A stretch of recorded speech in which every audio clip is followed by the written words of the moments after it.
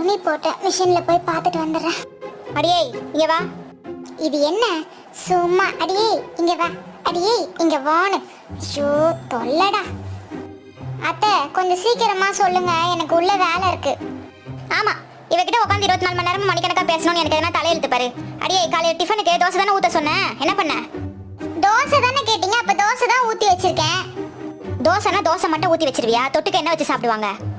ஐயோ கிளவி, கையில இருக்க ரேகையெல்லாம் முகரில வச்சுக்கிட்டு உயிரை வாங்குது.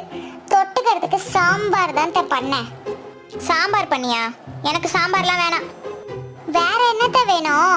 எனக்கு கிச்சன்ல வேலை இருக்குத்த, துணி வேற மிஷின்ல போட்டிருக்கேன், கொஞ்சம் சீக்கிரம் சொன்னீங்கன்னா நல்லா இருக்கும். ஆமா, இப்ப கட்ட கட்ட கட்ட கட்டன்னு எல்லா வேலையும் முடிச்சுட்டு அந்த போனை எடுத்து வச்சுட்டு இப்படி பெட் மேல உட்காந்துக்கணுமே, அதுக்கு தானே. எனக்கு பொட்டுக்கடலை சட்னி அரைச்சு வை. பொட்டுக்கடலை சட்னியா? சரி, ஸ்டிக்கர் போட்டா இல்ல குங்குமம் போட்டுல அரைக்க வாத்த?